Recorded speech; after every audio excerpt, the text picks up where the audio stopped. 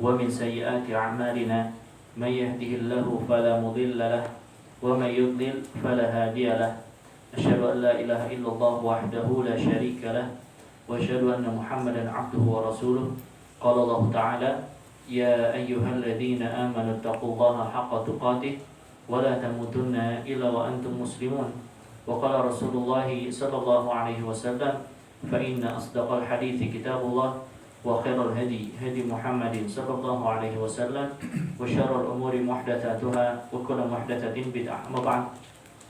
Alhamdulillah, segala puji bagi Allah yang kembali mengumpulkan kita di sini ya dalam rangka tafaqquh fid din. Ya, dan ini adalah majlis yang ke-6 masih dalam ya bahasan kitab At-Tadhib fi Adillati Matnil Ghayati wat Taqrib yang merupakan ya syarah dari Matnul Ghayati wat Taqrib atau masyhur disebut dengan matan Abu Syuja'. Ya, matan Al-Qadhi Abu Syuja'. Yang kemarin sudah kita selesai bahas tentang sunanul wudu ya. Sunnah-sunnah wudu wa sunanuhu 'asyaratun. Ya, sunnah-sunnah wudu 10. Alhamdulillah sudah kita bahas sampai akhir. Yang kemudian Al-Qadhi Abu Syuja' beliau membawakan bahasan tentang al-istinja. Ya, bahasan tentang istinja. Ya, beliau berkata, "Wal istinja'u wajibun minal bauli wal gha'iti." Istinja itu hukumnya adalah wajib. Ya, istinja hukumnya adalah wajib minal bauli wal gha'iti. Baik itu istinja dari buang air kecil atau istinja dari buang air besar. Ya, al-baul ya buang air kecil, pipis. Al-gha'it ya bermakna al-baras, yakni dari BAB, kotoran BAB.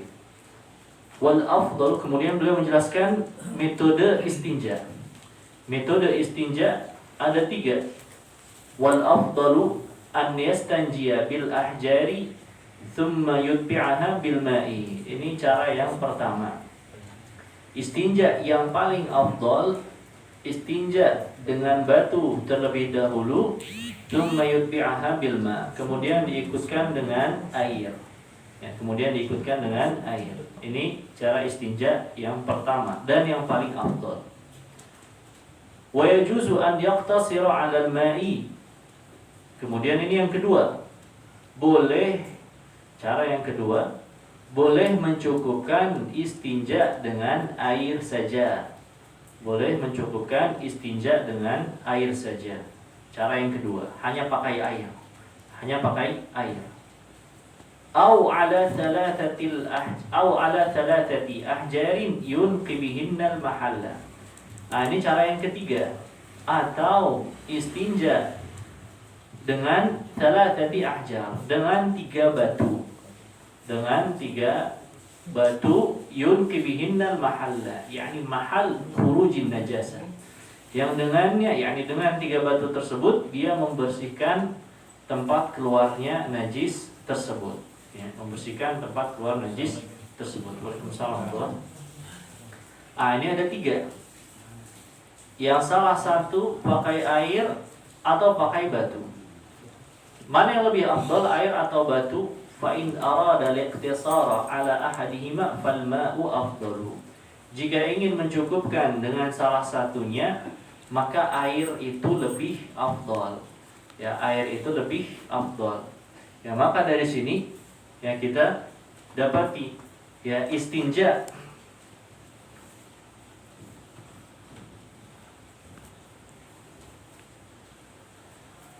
bab tentang istinja ya. Pertama dari maknanya istinja itu ya. Istinja itu dari najautu syai'a idza qata'tuhu. Yang mana istinja najautu asyai'a. Ya. Aku memotongnya, ya. Aku memotongnya, yakni memutuskan. Intinya memutuskan istinja itu, menghilangkan istinja itu, memisahkan kotoran itu dari tubuhnya. Ya. Najautu syai' bermakna qata'tuhu.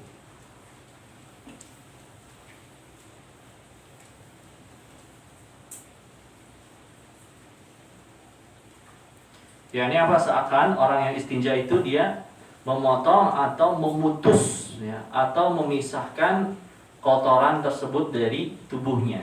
Ini asal kata istinja. Ya, kemudian dari tadi kalam Al-Qadhi Abu Suja ya, bahwa cara istinja ada 3 macam.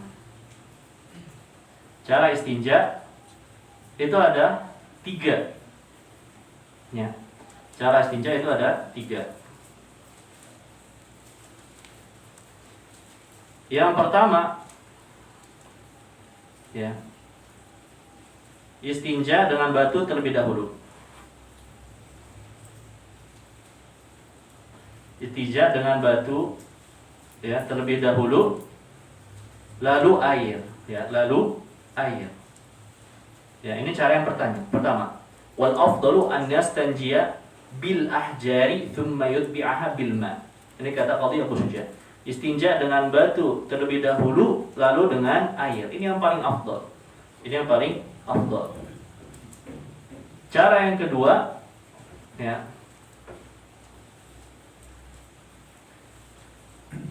istinja dengan air saja. Ya, istinja dengan air saja. Ya, hanya pakai air. Ya. Wa yajuzu an yaqtasira 'ala al-ma'i. Boleh mencukupkan istinja dengan air. Ya. Cara yang kedua. Cara yang ketiga, istinja dengan batu. Istinja dengan 3 batu, tepatnya. Ya, dengan 3 batu. Ya. Au ala thalathati ahjarin yunqi bihinna al-mahalla, atau dengan 3 batu yang dengannya dia membersihkan ya, sampai bersih ya, sampai bersih. Nanti kita bahas apa maksudnya sampai bersih ini. Sampai bersih dalam artian bersih secara syar'i ya, walaupun tidak hilang total seluruhnya, bukan. Nanti kita bahas ini. Kalau istinja dengan batu itu ada catatan-catatannya. Bersihnya ini secara syar'i.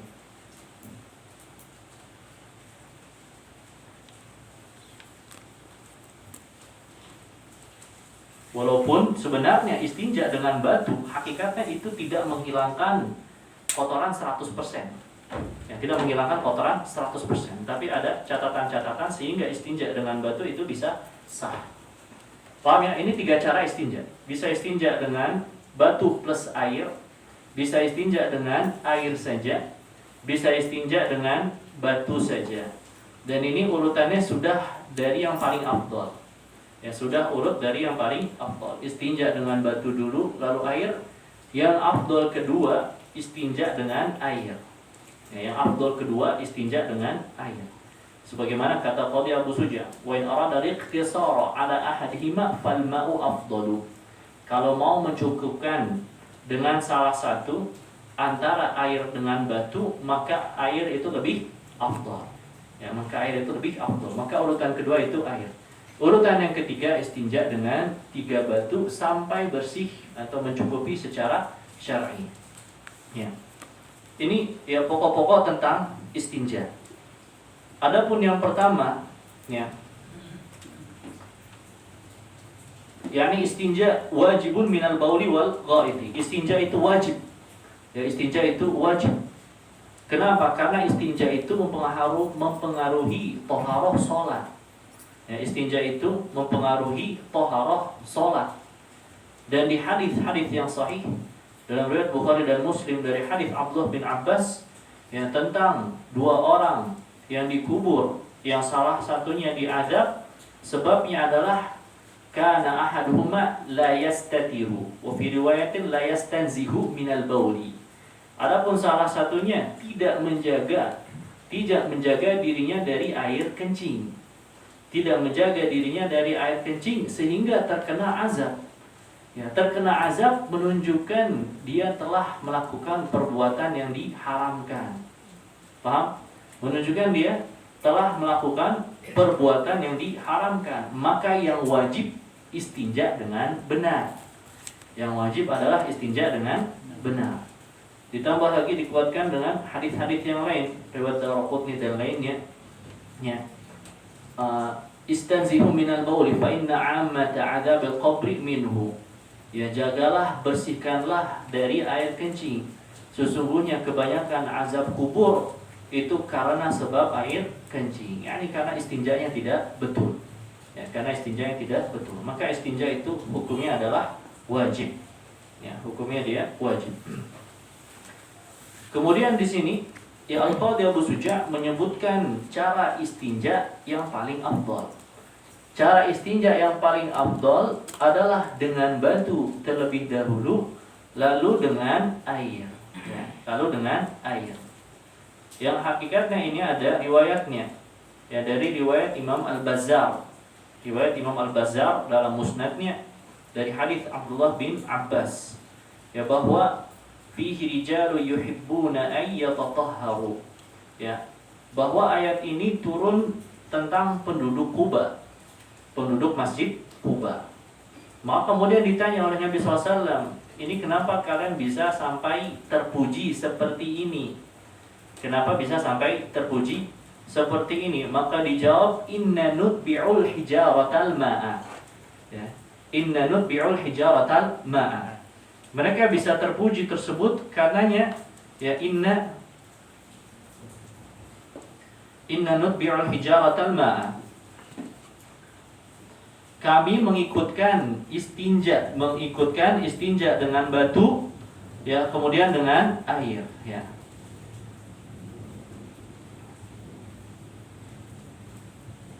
Kami mengikutkan batu dengan air ya. Ya, batu dengan air. Ini riwayat Imam Al-Bazzar.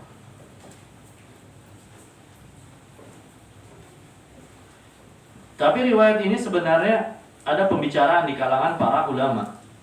Ya, riwayat ini ya ada pembicaraan di kalangan para ulama. Ya, sebagaimana disebutkan oleh Al-Imam Bazzar sendiri ketika meriwayatkan hadis ini, beliau sendiri mengatakan la na'lamu ahadan rawahu 'aniz Zuhri illa Muhammad ibnu Abdul Aziz. Kami tidak mengetahui ada yang meriwayatkan dari Imam Az-Zuhri kecuali Muhammad bin Abdul Aziz. Wala anhu illa ibnuhu. Dan tidak ada yang meriwayatkan dari Muhammad bin Abdul Aziz kecuali anaknya. Ini berarti ada tafarrud namanya. Tafarrud fil riwayah. Bersendirian dalam meriwayatkan. Paham? Ada bersendirian dalam meriwayatkan. Kalau bersendirian dalam meriwayatkan rawinya thiqah, itu hadisnya sahih. Kalau bersendirian dalam meriwayatkan tapi rawinya thiqah, itu hadisnya sahih. Seperti apa? Seperti hadis innamal a'malu binniyat. Hadis innamal a'malu binniyat. Itu riwayatnya dari Yahya bin Sa'id Al-Qattan. Yahya bin Sa'id Al-Ansari. Yahya bin Sa'id Al-Ansari dari Muhammad bin Ibrahim At-Taimi, dari Alqamah bin Waqqas, dari Umar bin Khattab. Ini 4 orang ini bersendirian dalam meriwayatkan hadis innamal a'malu binniyat. Paham ini? Mereka bersendirian. Yahya bin Sa'id Al-Ansari bersendirian, Muhammad bin Ibrahim bersendirian, Alqamah bin Waqqas bersendirian. Mereka bersendirian dalam meriwayatkan hadis innamal a'malu binniyat. Tapi hadisnya sahih. Kenapa? Rawinya thiqah. Rawinya ini thiqah semua bertiga nih. Kalau sahabat jangan tanya. Baru dari Yahya bin Sa'id Al-Ansari, rawinya banyak. Di antara rawinya para imam, Imam Malik, Sufyan Ats-Tsauri, Sufyan bin Uyainah, Imam Al-Auza'i, Laits bin Sa'd dan lain-lainnya. Paham ya? Kalau rawi bersendirian meriwayatkan hadis, rawinya thiqah, maka hadisnya sahih. Ini bersendirian. Rawinya bagaimana ini? Qala al-Hafidz Muhammad bin Abdul Aziz dha'afahu Abu Hatim. Rawi Muhammad bin Abdul Aziz itu didhaifkan oleh Imam Abu Hatim. Imam Abu Hatim Ar-Razi. Yani Imam Abu Hatim Ar-Razi. Ya. Faqala laisa lahu wa li akhawayhi Imran wa Abdullah haditsun mustaqim. Kata Imam Abu Hatim, dia yakni si Muhammad bin Abdul Aziz dan dua saudaranya Imran dan Abdullah laisa lahu haditsun mustaqim. Tidak punya hadis mustaqim. Apa maksudnya tidak punya hadis mustaqim? Yani akhta fil hadis. Selalu salah dalam meriwayatkan hadis, ya. Ulama dulu tuh ketat, ya, meriwayatkan hadis. Ya sanadnya begini, antum ganti nama satu, ada khata fil hadis. Sudah terhitung salah dalam hadis. Matan antum tidak jeli dalam meringkas, memotong, mengganti lafaz, itu terhitung salah dalam hadis, ya. Paham ya? Maka rawinya ini sebenarnya ada kelemahan. Ya, rawinya ada kelemahan. Akan tetapi walaupun lemah seperti ini, ternyata tetap diamalkan oleh para ulama. Ya, tetap diamalkan oleh para ulama. Ya, sebagaimana kata Imam Nawawi dalam Syarah Sahih Muslim, alladzi 'alaihi al-jamaahiru min as-salafi wal khalafi wa ajma' 'alaihi ahlul fatwa min a'immatil ansar anna al-afdala an yajma'a bainal ma'i wal hajar. Bahwa yang difatwakan oleh jumhur para ulama, baik dari kalangan ulama salaf maupun ulama khalaf, ya bahkan ini ya dikatakan disepakati oleh Imam An-Nawawi, disepakati para imam ahli fatwa, Imam Abu Hanifah, Imam Malik, Syafi'i, Imam Ahmad bin Hanbal, bukan hanya mazhab Syafi'i saja. Bukan hanya mazhab Syafi'i saja, tapi juga mazhab ulama yang lainnya. Ya, annal afdala an yajma' bainal ma' wal hajar. Yang paling afdal dalam istinja menggabungkan antara batu dengan air, ya. Yang paling afdal menggabungkan antara batu dengan air, fayasta'milul hajara awwalan litakhiffan najasah. Pertama batu dulu, ya. Batu terlebih dahulu litakhiffan najasah, agar najisnya berkurang. Najisnya menjadi ringan terlebih dahulu. Tsumma yasta'milul ma, kemudian pakai air. Ya, ini yang dijelaskan oleh Imam An-Nawawi. Ya, ini apa? Walaupun dia dhaif secara sanad, akan tetapi dia diamalkan isinya. Ya. Dan ini dijelaskan oleh para ulama. Ada kalanya seperti ini. Riwayat hadis ada kalanya dhaif sanadan. Dia dhaif secara sanad. Walakinnahu ma'mul, tapi dia diamalkan. Kenapa? Amalnya itu diwariskan turun-temurun. Amalnya itu diwariskan turun-temurun dari zaman para sahabat, diamalkan, lalu diwariskan amalnya oleh para tabi'in, oleh tabi'ut tabi'in. Tapi secara tahdits, secara menyampaikan hadis, yang jalur sanad yang didapati adanya jalur dhaif saja. Itu kadang terjadi seperti itu. Seperti apa? Seperti juga masalah zakatul urud, zakat perdagangan. Zakat perdagangan diamalkan dari zaman salaf, ya, khalaf maupun para imam fatwa, para imam yang 4. Tapi secara sanad dalam riwayat Abu Daud itu ada kelemahan. Ya, kadang terjadi yang seperti ini. Paham ya? Ya, di antaranya pun ya masalah ini, ya, ini masalah istinja. Ya. Kemudian yang kedua, ya, wa yajuz an yaqtasira 'alal ma, dan boleh istinja hanya dengan air. Ya, boleh istinja hanya dengan air. Kalau ini masalah banyak sekali, ya, dalilnya.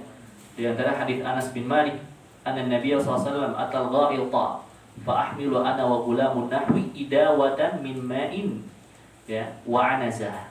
Kata Anas bin Malik, pernah Nabi SAW beliau yakni buang air, lalu aku dan anak seumuranku membawakan air, idawatan mimba, membawakan bejana air, wa anazah. Anazah yakni harbatun shaghirah, tombak kecil. Nabi SAW kalau beliau sedang tidak mukim, buang air di luar, apakah safar atau lainnya, tidak ada ruangan, biasanya bawa tombak kecil, ya, bawa tombak kecil. Kok saya jelaskan belum? Oh belum ya?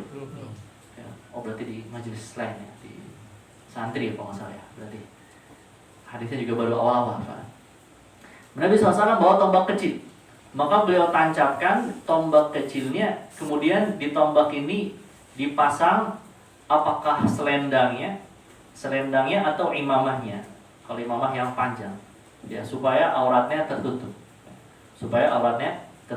Ya, bawa tombak kecil ketika buang air. Maka ini pun dalil, ya, untuk istinja dengan air, ya. Untuk istinja dengan air. Ya. Boleh juga aw ala thalathati ahjarin yunqi bihinnal mahalla. Ya, boleh juga istinja dengan 3 batu. 3 batu yunqi bihinnal mahalla, yang dengannya bersih. Ya, atau mencukupi secara hukum syar'i, secara syariat istinja. Ya, ini istinja dengan 3 batu. Ya, istinja dengan 3 batu. Adapun ya, kenapa dibatasi dengan 3 batu? Karena itu ada hadis ya. Karena itu ada hadis ya, hadis Salman. Ya, hadis Salman Al-Farisi. Hadis Salman ya, bahwa Nabi SAW melarang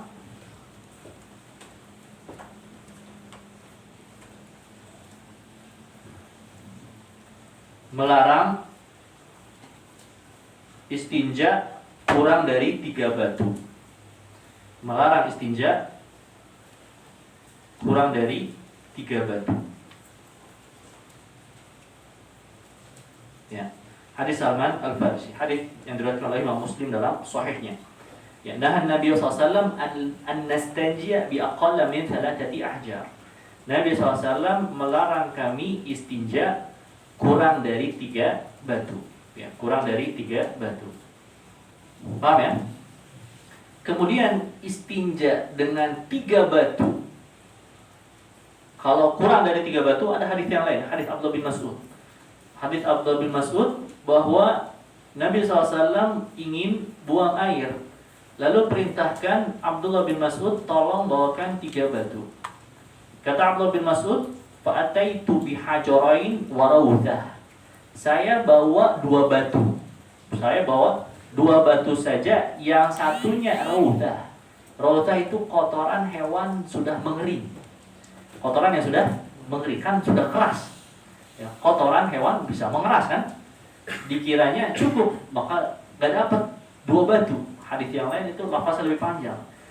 2 batu dapat, cari-cari batu yang ketiga tidak dapat. Itu ada, ini mengeras, kotoran mengeras, barangkali ini cukup. Dibawa kepada Nabi SAW, ya, fa'akhadha al-hajarain wa alqaw rawdah. Maka Nabi SAW kemudian mengambil yang 2 batu yang kotoran mengeringnya, dilempar. Berarti apa? 3 batu itu harus ya. 3 batu itu harus. Paham ya? Kemudian ya, kalau dalam mazhab Syafi'i, aslinya, hukum asalnya 3 batu itu harus ya. Dalam hadis itu 3 batu. Kemudian ya, ini namanya ta'lil ma'nawi. Ta'lil secara ma'nawi. Ya, ini apa? Hukum-hukum syar'i dalam fikih. Ya, kalau dalam mazhab jumhur, mazhab Abu Hanifah, Malik, Syafi'i dan Ahmad, ya, hukum syar'i itu pasti ada illatnya. Pasti ada illatnya, ada alasan hukum. Ada alasan hukum. Paham? Ada patokan hukum. Ada patokan hukum. Ya. Patokan hukumnya apa? Patokan hukumnya itu adalah membersihkan dengan 3 kali usapan, ya. 3 kali usapan. Ya, ini apa? 3 batu tersebut intinya adalah 1 batu diusap. Kemudian kan batu kedua kan masahabi al-hajar. Batu ketiga, paham? Sehingga apa? Yang menjadi patokan itu adalah 3 kali usapan, ya. 3 kali usapan. Sehingga apa? Dari sini dalam mazhab Syafi'i itu disimpulkan, kalau ya ada batu, istinja dengan batu, batunya memiliki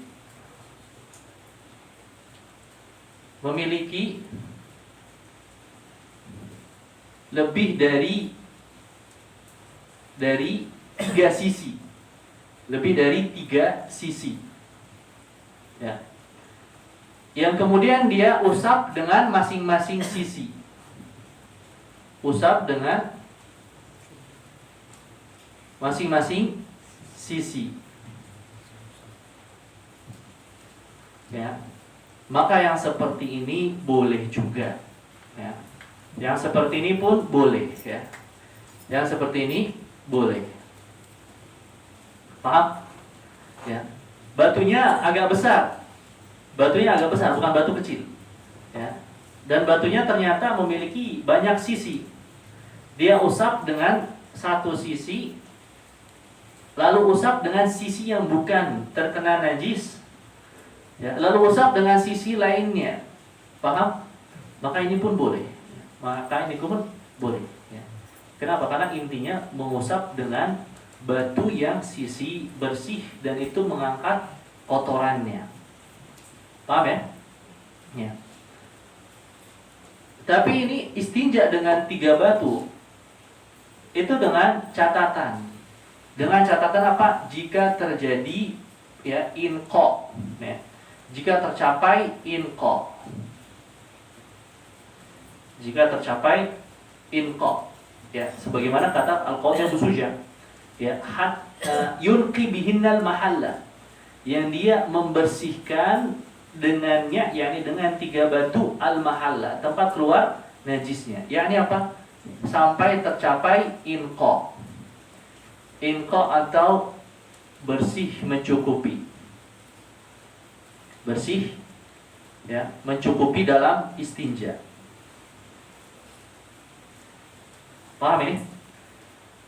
Sampai batasan apa bersih dan mencukupi istinja dengan batu itu? Paham ini pertanyaannya? Batasan istinja.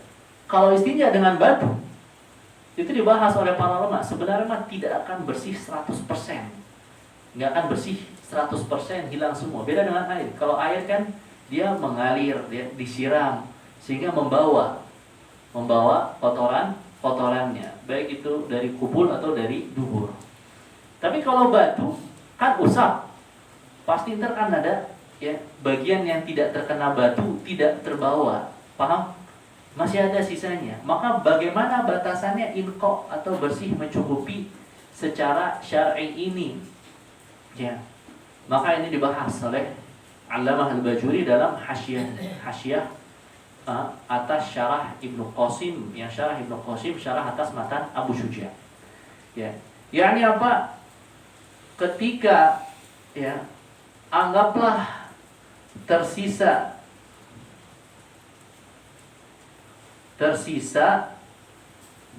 kadar yang dimaafkan,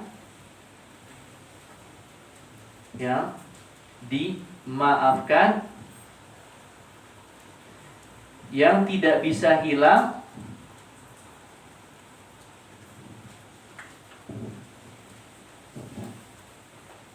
yang tidak bisa hilang kecuali dengan air. Kecuali dengan air. Maka ini sudah mencukupi. Ini maksud dari inqa. Ini bersih sudah secara istinja dengan batu. Kalaulah tersisa sedikit, tapi itu memang sisa yang tidak bisa hilang kecuali dengan air. Maka ini sudah cukup. Paham ya? Ya. Kemudian ya, ini kan istinja dengan batu. Zaman sekarang yang batu itu susah. Ya. Batu, atau pakai batu apa? Batu bangunan, batu bata merah. Susah, malah nyari batu di kota itu susah. Apakah boleh diganti dengan yang lain? Istinja diganti dengan yang lain boleh. Istinja diganti dengan benda padat yang lain itu boleh. Kalau memenuhi syaratnya. Ya, memenuhi syaratnya. Ya. Pengganti istinja dengan batu.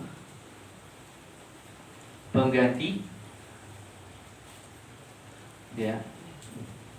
Penggantinya itu adalah kullu jamidin tahirin qali'in ghairi muhtaramin.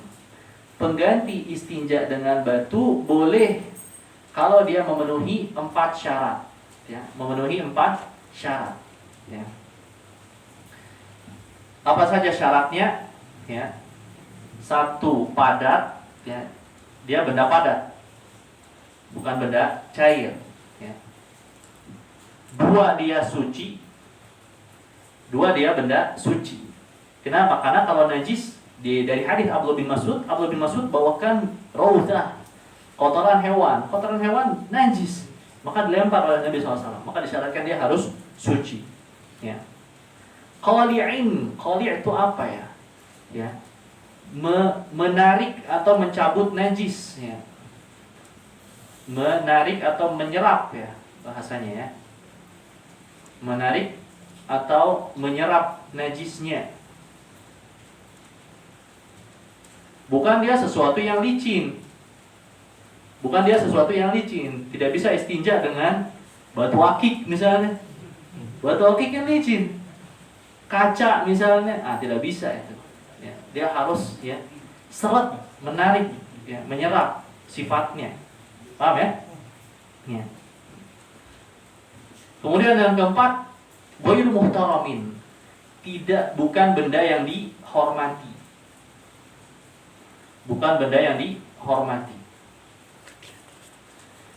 Apa maksudnya dihormati? Baik dihormati secara syar'i atau dihormati secara adat kebiasaan. Tidak boleh istinja dengan sobekan mushaf Quran. Bahkan itu kufur. Tidak boleh bahkan istinja dengan sobekan kitab. Aduh, sobek nih. Wah, catatan nih hadis. Udah jelek tapi taruh aja. Nggak boleh. Haram. Ghairu muhtaram, bukan benda yang dihormati.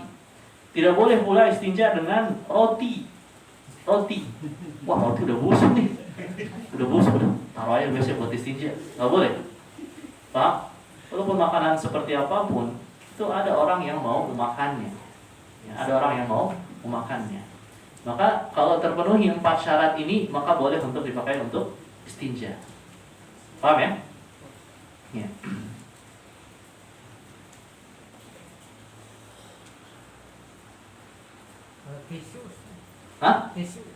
Tisu kering bisa.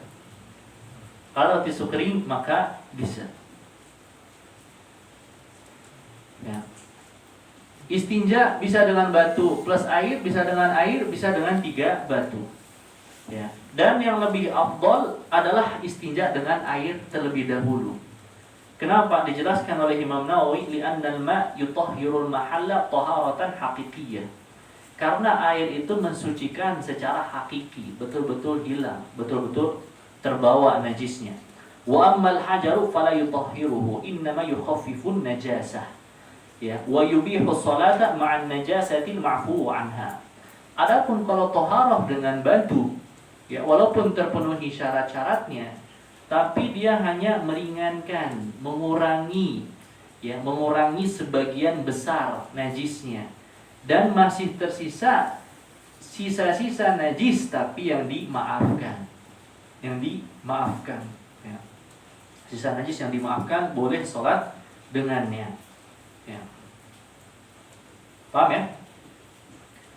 Ya. Istinja dengan 3 batu ini, kalau dia sudah inqa, sudah bersih, mencukupi, hanya sisa sedikit yang hanya bisa dibersihkan dengan air, maka 3 sudah cukup. Kalau ternyata 3 masih belum inqa, masih belum bersih, masih tersisa banyak, wajib ditambah. Wajib tambah batu keempat. Kalau pakai tisu, tambah tisu ke-4. Paham?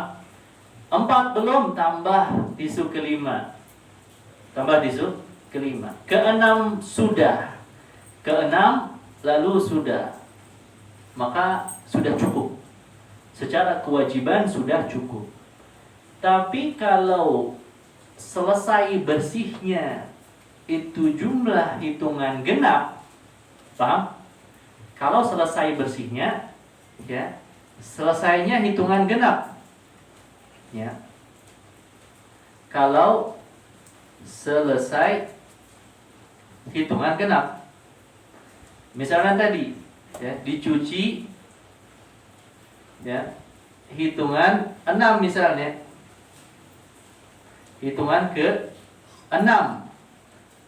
ke-6 sudah bersih, ya, maka sunnah diganjilkan, sunnah ditambah untuk mengganjilkan. Kalau ini sunnah, ya. Sunnah diganjilkan. Ya, apanya agak kurang ini ya tulisnya. Ya. Sunnah untuk diganjilkan. Kalau hitungan genap sudah selesai, apakah sudah selesai? Oh enggak, sebenarnya disunnahkan untuk diganjilkan. Berdasarkan hadis wa man istajmara falyutir. Barang siapa yang istijmar, istinja dengan batu, maka ganjilkanlah. Tapi kalau bilangan ganjil ini sunnah. Ya, bilangan ganjil ini sunnah. Yang wajib inqa. Yang wajib itu sampai bersih. Paham ya? Ya.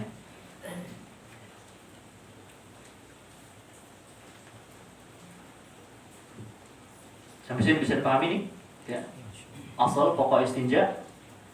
Ya, kemudian Al-Qadhi Abu Suja membahas lagi yang seputar adab-adab dari qada'ul hajat.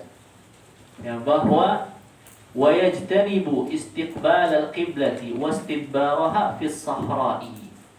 Ya, ada adab-adab untuk ya adab-adab untuk buang hajat. Adab-adab untuk buang hajat diantaranya menjauhi, ya, yakni jangan menghadap kiblat dan membelakangi kiblat fis sahra'i, di gurun, yakni di lapangan terbuka, ya, di lapangan terbuka. Ya. Di antara adabnya jangan menghadap kiblat.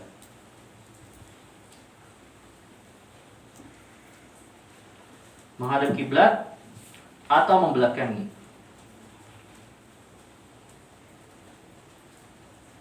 Atau membelakangi, baik itu ketika ya buang air kecil, BAK saja ya. Ya. Buang air kecil atau BAB. Ketika apa? Ketika di tanah terbuka. Di tanah terbuka.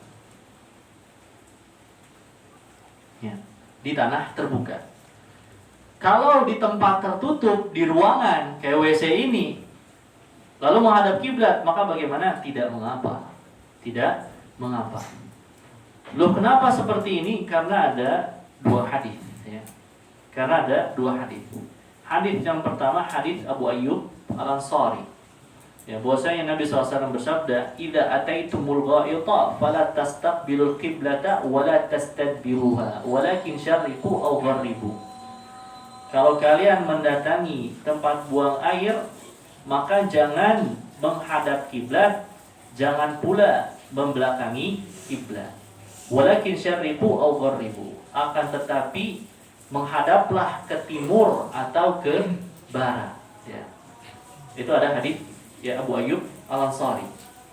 Ya. Itu hadis yang pertama, hadis Abu Ayyub. Hadis Abu Ayyub. Ya.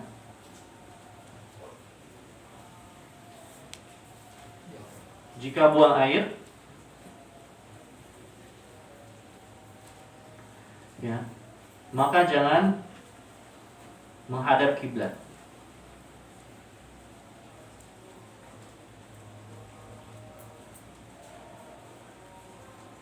Maka jangan menghadap kiblat dan jangan pula membelakanginya.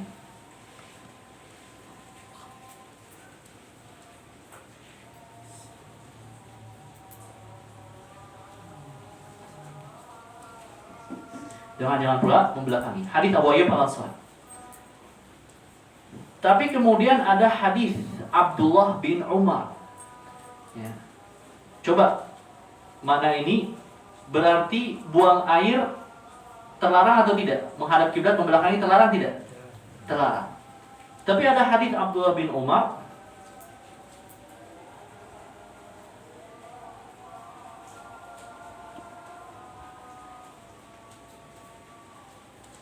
Hadis Ibnu Umar,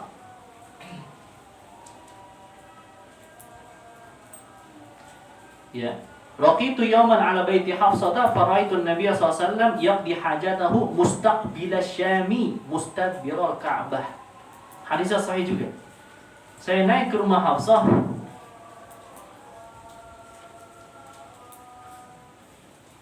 Hafsah saudarinya Abdullah bin Umar. Dan melihat Nabi sallallahu alaihi wasallam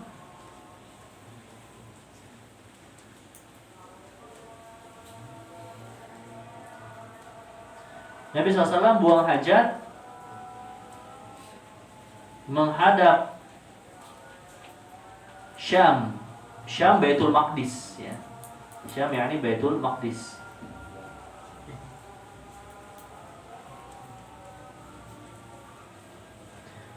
Syam membelakangi Ka'bah.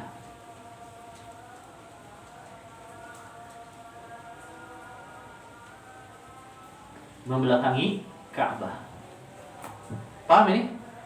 Coba berarti ini boleh tidak menghadap atau membelakangi Ka'bah? Menurut hadis Abdullah bin Umar. Boleh tidak? Yang ditunjukkan dia boleh tidak? Nah, seolah boleh ya. Seolah boleh.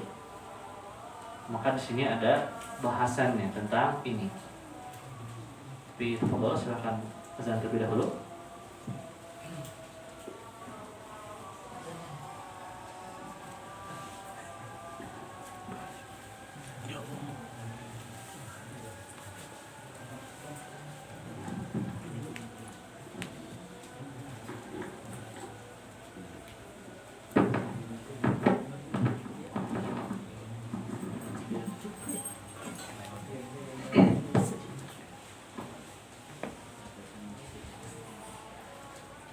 Allahu Akbar. Allahu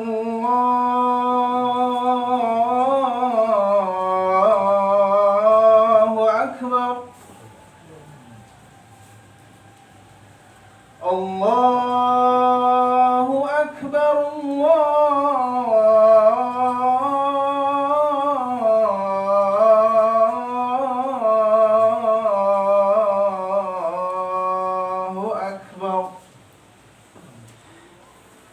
أشهد أن لا إله إلا الله.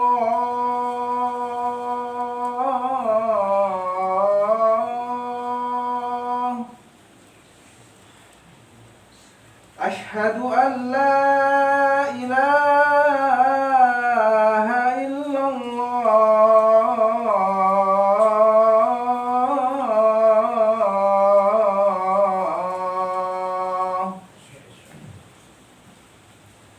أشهد أن محمدا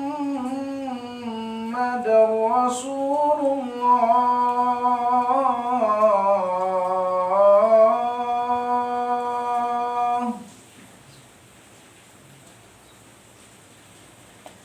أشهد أن محمدا رسول الله.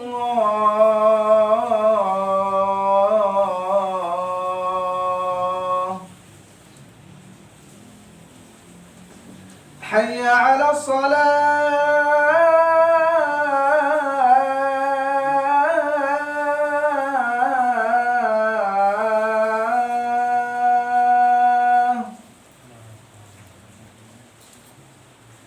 حي على الصلاة.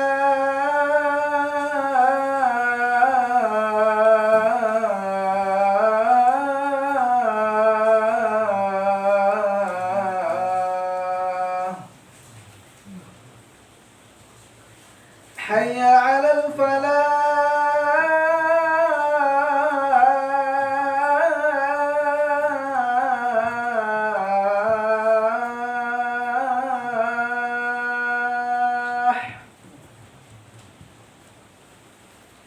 حي على الفلاح.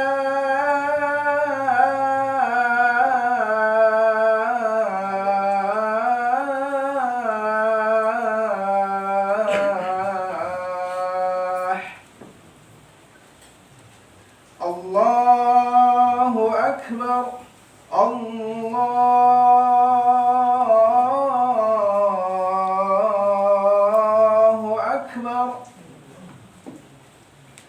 La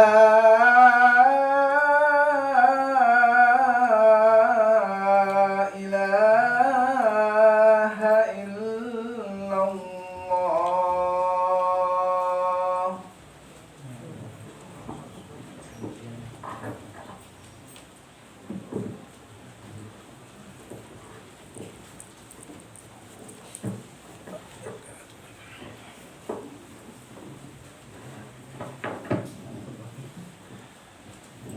Kita lanjutkan. Ya, hadis tentang buang air itu ada beberapa. Ya, di antaranya hadis Abu Ayyub Al-Ansari, "Idza ataitumul gharita fala tastaqbilu qiblata wa la tastadbiruha." Jika kalian mendatangi yakni tempat buang air untuk BAB atau BAK, maka jangan menghadap kiblat, jangan pula membelakangi kiblat. Berarti terlarang tidak? Terlarang, ya. Tapi ada hadis yang kedua, hadis Abdullah bin Umar. "Iltaqaitu yawman ala baiti Hafsata faraitu an-nabiy sallallahu alaihi wasallam yaqdi hajatahu mustaqbila syami mustadbiral Ka'bah." Pernah aku naik ke rumah Hafsah. Hafsah itu saudarinya. Boleh main ke rumah saudarinya, saudari kandung. Ya. Main ke rumah Hafsah, aku lihat Nabi SAW, tapi terlihatnya dijelaskan oleh para ulama bukan dalam artian terbuka. yakni apa? Bagian auratnya tertutup, tapi bagian kepalanya kelihatan menghadap mana. Paham? Nah, kalau WC-WC yang di kampung tuh, nah kan suka ada kotak tuh. Bilik-bilik. Ya. Biliknya iya. Itu kan kalau ada orangnya kelihatan kan? Bisa disengin kan? Dibukin aja. Itu seperti itu ya. Jadi bagian auratnya tertutup, bagian kepalanya kelihatan menghadap mana. Ya. Faraitu Nabi SAW yaqdi hajatahu mustaqbil Syam. Nabi SAW buang hajatnya menghadap Syam. Syam. Ya. Kalau ini apa? Kurang lebih ya. Ya. Jazirah Arab. Ya, kurang lebih Jazirah Arab. Ya.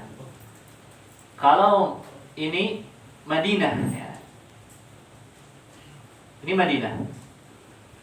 Ya, ini Madinah. Mekah di agak bawah dia. Mekah itu menghadap selatan. Ya. Ini Mekah. Syam di sini, Syam. Ini Baitul Maqdis. Baitul Maqdis. Ya.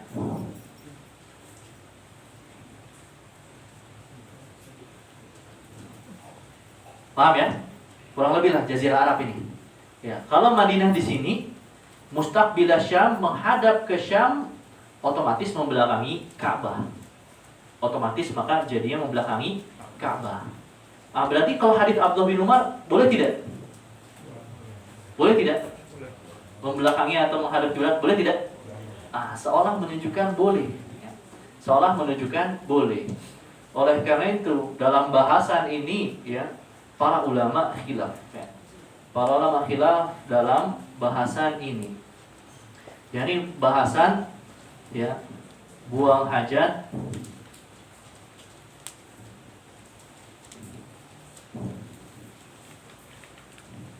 menghadap atau membelakangi kiblat.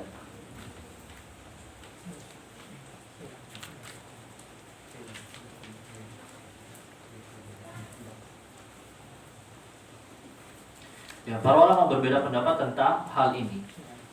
Ya, masalah buang hajat ya dengan hadap atau membelakangi kiblat. Ya. Mazhab yang pertama terlarang secara mutlak. Ya, terlarang. Ya, mazhab yang pertama terlarang. Jadi haram.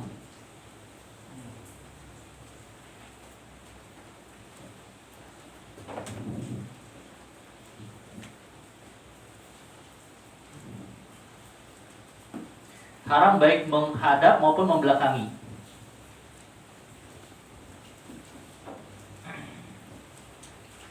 Maupun menghadap.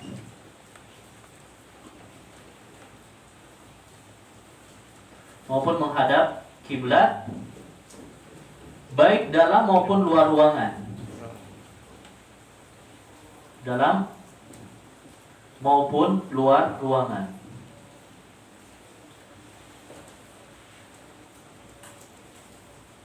Nah, ini mazhab yang pertama, haram. Tidak boleh membelakangi maupun menghadap kiblat, mau di dalam ruangan, mau di luar ruangan. Kenapa? Berpegang dengan hadis Abu Ayyub.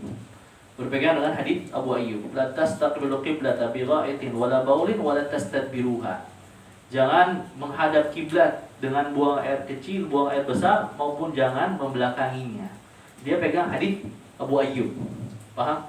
Pegang hadis Abu Ayyub. Di antaranya bahkan yang mengamalkan sahabat Abu Ayyub Al-Ansari sendiri. Ya, kenapa? Karena lanjutan hadisnya itu faqadimna syama fawajadna marahidha qad bunyat nahwa Ka'bah. Lalu kita suatu ketika pernah datang ke Syam.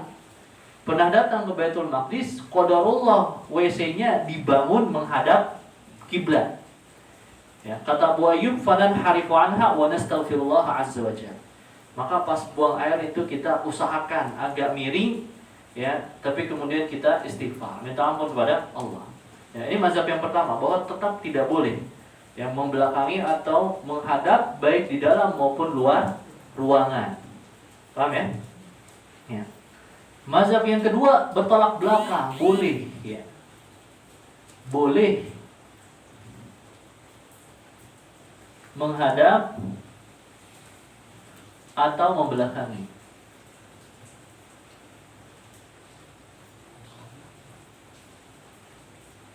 Ya, atau membelakangi, ya, secara mutlak baik dalam maupun luar ruangan. Ini katakan secara mutlak, ya, secara mutlak, ya, baik yakni baik di dalam ruangan maupun di luar ruangan. Kenapa? Mereka berpegang dengan hadis Jabir. Hadis Jabir, ya, naha Rasulullah SAW an nastaqbil qiblata bi baulin. Aslinya Nabi SAW melarang kita untuk menghadap kiblat dengan buang air kecil. Ya, tapi katanya fara'aituhu qabla an yuqbadha bi'amin yastaqbiluha. Tapi aku lihat Nabi SAW setahun sebelum meninggal, beliau buang air dengan menghadap kiblat. Paham? Hadis Jabir, ya. Berdasarkan hadis Jabir menghadap kiblat. Hadis Abdullah bin Umar membelakangi kiblat. Paham ya? Ya. Maka pendapat ini mengatakan hadis-hadis larangan itu dimansuh. Hadis-hadis larangan itu dimansuh. Ya, menurut pendapat yang kedua. Pendapat yang ketiga sebagaimana mazhab Syafi'i, ya. Ya. Yang apa? Menggabungkan antara hadis Abu Ayyub dengan hadis, ya, Abdullah bin Umar. Terlarang di luar ruangan,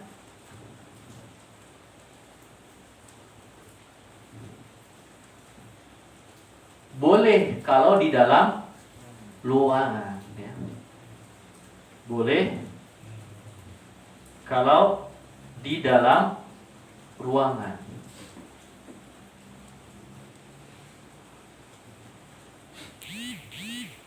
Ya. Ini mazhab Syafi'i. Ya, ini mazhab Syafi'i. Paham? Terlarang kalau di luar ruangan, ya, boleh kalau di dalam ruangan. Ya, sebagaimana dalam matan Nabi Syuja, wa yajtanibu istiqbal qiblati wastidbaraha fis sahra'i. Terlarang kalau fis sahra, di gurun, di luar ruangan. Loh, kenapa seperti itu menggabungkan antara hadis Abu Ayyub dengan hadis Abdullah bin Umar? Paham? Kita lihat, ini kan hadis sama-sama sahih, dua-duanya sama-sama riwayat Bukhari dan Muslim. Hadis Abu Ayyub riwayat Bukhari dan Muslim, hadis Abdullah bin Umar riwayat Bukhari dan Muslim. Nabi SAW sama-sama bersabda demikian, dan itu Nabi SAW melakukan demikian. Paham? Ya. Maka bagaimana ini hadis harus dijamak, harus digabungkan antara hadis Abu Ayyub dengan hadis Abdullah bin Umar. Ya. Bagaimana cara menjamaknya? Bagaimana cara menggabungkan dalil? Kalau dalam usul fiqh, ya, ilmunya ini ilmu usul fiqh namanya. Dalam ilmu usul fiqh ada turukul jam'i. Ada turukul jam'i, metode menjamak dalil. Metode menjamak dalil. Ada yang udah pernah belajar? Hah? Ada yang udah pernah belajar? Pernah tapi lupa Ustaz. Hah? Pernah tapi lupa. Di mana? Gimana? Hah? Pakai apa kitabnya? Lupa. Ya. Turuqul jam'i, metode menjamak dalil. Ya, di antara itu dibahas di kitab Al-Waraqat Imam Juwaini. Ya. Di antara juga kitab-kitab ushul fiqh ada. Ya, Raudatun Nadhir Imam Ibnu Qudamah Al-Hambali. Nah, di antara metode menjamak dalil ta'wil atau takhsisu ahadid dalilain hatta yuwafiqal akhar. Yakni apa? Kita khususkan atau kita dudukkan salah satu dalilnya supaya dia bertepatan dengan dalil lainnya. Ta'wil atau takhsis ahadid dalilain hatta yuwafiqal akhar. Kita khususkan salah satu dalilnya supaya bisa sesuai, bertepatan, sejalan dengan dalil yang lainnya. Coba kita lihat hadis Abu Ayyub. Ini terlarangnya secara mutlak tidak? Secara mutlak kan ya? Ya ini apa? Pokoknya nggak boleh buang air kecil, buang air besar, baik menghadap maupun membelakangi. Ya kan? Secara mutlak kan? Ya secara mutlak. Di hadis Abdullah bin Umar, coba dicari, ada clue-nya enggak? Ya, ada clue-nya tidak? Ya. Maka di sini di hadis Abdullah bin Umar itu ada clue-nya. Clue-nya apa? Saya naik ke rumah Hafsah. Ya. Clue-nya di sini. Ya ini apa? Ini posisinya lagi di rumah ini. Iya. Abdullah bin Umar melihat Nabi SAW-nya sedang di dalam rumah. Ya, sedang di dalam ruangan walaupun tidak tertutup utuh, kepalanya masih kelihatan. Tapi tetap namanya ada bangunan, ada penutupnya. Paham? Nah, maka hadis ini menunjukkan ini boleh kalau dengan catatan sebagaimana disebut dalam riwayat, yakni di dalam ruangan. Di dalam ruangan. Siapa paham ini? Yang tentang hadis Abdullah bin Umar? Maka bagaimana supaya hadis Abu Ayyub bertepatan dengan hadis Abdullah bin Umar, ini kita takhsis. Terlarang ini maksudnya adalah di luar ruangan, ya. Yang terlarang ini, ya, maksudnya di luar ruangan. Di luar ruangan. Loh, dari mana keterangan ini? Ini ada nggak di lafaz hadis? Nggak ada sebenarnya. Tapi kenapa kita kasih catatan takhsis dengan keterangan seperti ini? Supaya nyambung dengan hadis yang lain. Nyambung dengan hadis yang kedua. Ya ini apa? Coba kalau sudah kasih catatan seperti ini. Kalau di dalam ruangan boleh berdasarkan hadis Abdullah bin Umar. Kalau di luar ruangan maka terlarang berdasarkan hadis Abu Ayyub al-Ansari. Jadi sejalan nggak? Jadi nyambung nggak hadisnya? Jadi bertabrakan tidak? Tidak jadi bertabrakan kalau seperti ini. Kenapa? Karena didudukan masing-masing. Yang ini didudukan di dalam ruangan, ini didudukan sebagai larangan di luar ruangan. Paham ya? Ini metode jamaknya dalam mazhab Syafi'i. Sehingga baru keluar simpulan tadi. Wa yajtanibu istiqbal qiblati wastidbaraha fis sahra'i. Fi as-sahra'i. Pendapat yang keempat, ya. Ada pendapat yang lain, metode jamak juga, ya. Metode jamak juga. Terlarang menghadap kiblat. Yang terlarang itu kalau menghadap kiblat. Boleh kalau membelakangi kiblat. Ya.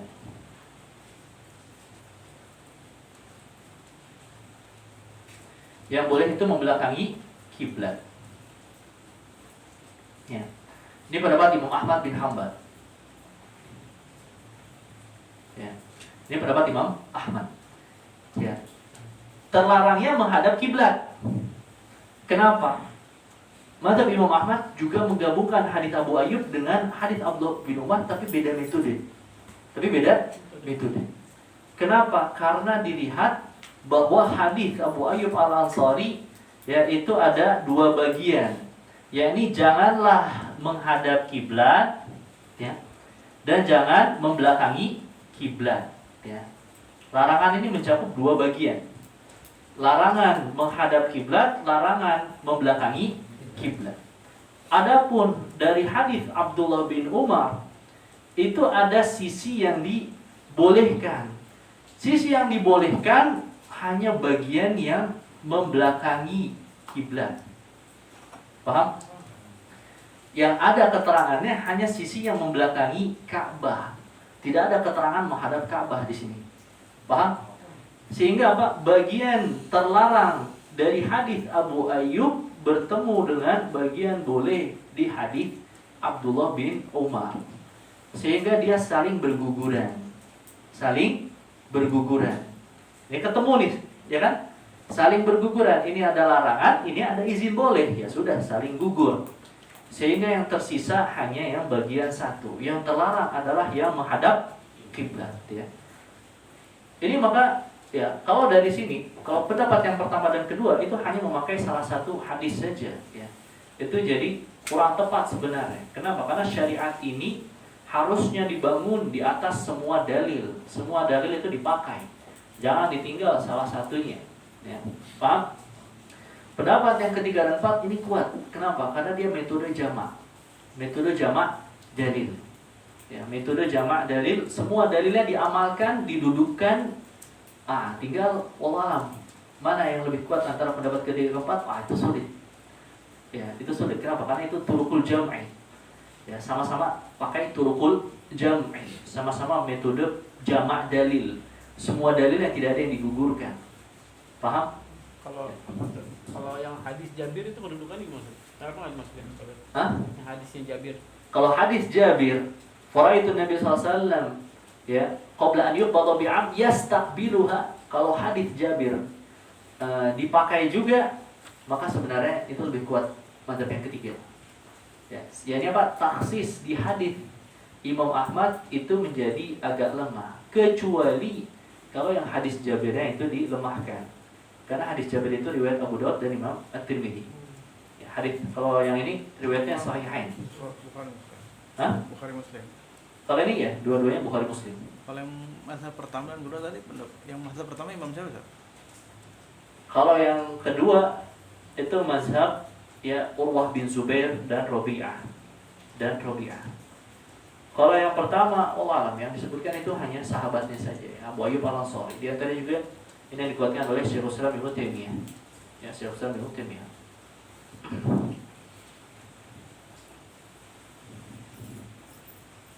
Ya, wallahualam ya, kalau masalah khilaf seperti ini, ya masing-masing dia ya ikut. Kalau dia bisa mentarjih atau mengikuti bagaimana penjelasan para ulama, ya ikuti. Lihat bagaimana mana yang dia lebih condong. Ya. Tapi kalau dia hanya bisa taklid, puyeng ada gimana? Ya. Maka dia taklid, ya, taklid kepada imam yang ia lebih condong kepadanya. Kalau saya lebih condong, ya tetap dalam mazhab Syafi'i. Kenapa? Karena keterangannya itu ada di dalam hadis, ya. Keterangannya ada di dalam hadis. Dan metode turukul jam'inya itu pun metode yang pas, yakni taksis atau ta'wil ahadits dari lain hatta yuwafiqal akhar. Yang mentaksis salah satu hadis sehingga dia bersesuaian dengan hadis yang lain. Saya paham ya? Ya. Tapi hadis Jabir itu walaupun bukan sahihain tapi sahih. Hadis yang Jabir, wah, saya belum sempat ya membahas hadis yang Jabir itu apa sahih atau tidak. Di kitab hadisnya belum saya cari keterangannya itu apakah sahih atau tidak. Karena itu keabsahannya menentukan itu ya, menentukan kita Bisa, iya. Itu memang menentukan tarjih antara ini dengan iya, ini. kecondongan ke yang ketiga paling pas itu ya. Iya, betul. Ya. Kalau hadis Jabir dilemahkan, maka bisa ini yang kuat. Tapi kalau hadis Jabir yang kuat dipakai semua, jadi ada 3 hadis, pendapat ketiga lebih kuat. Ya, Allah. Saya mau tanya balik ke penggunaan batu tadi. Ya? Penggunaan batu kan, yang di poin ketiga. Dalam satu kondisi khususnya kalau kawan-kawan ini nanti satu saat berkesempatan umroh dan transit di Singapura dan perlu ke toilet, kayaknya ingat tidak ada air. Tidak ada air. Di negara kafir semua tidak ada air. Jadi yang ada hanyalah WC dan tisu. Isunya ada tapi. Isunya ada. Tapi saya kasih tahu kepada jamaah. Kalau saya bawa jamaah, karena masih was-was di jamaah, Bapak bismillah saja. Bersihkan dengan tisu yang ada. Karena kita nggak boleh bawa air di pesawat, nggak boleh air. Iya. Wah ya Pak, terlarang. Apalagi Singapura sangat strict. Gimana cara nanti Bapak? Baru waktu naik pesawat kembali, begitu pesawat sudah stabil di ketinggian sekian dan WC boleh dipakai, Bapak bersihkan sama. Itu bagaimana sekarang? Oh, setelah pakai tisu, habis itu setelah strike, Ya, jadi bersihkan kita lagi. was-was. Ya. Nah, saya juga nggak punya ilmu untuk itu karena saya tidak Ya. tahu dengan batu dan seperti itu atau dengan air. Sementara di toilet di Singapura, seluruh Singapura airport sudah punya air. Kalau mau tes silakan nanti tensilah Singapura. Pakai Singapore Lines dari Jakarta, transit ganti pesawat dengan Saudi kah? Nah, baru nanti di atas pesawat baru ada air. Karena toiletnya cukup air. Ya.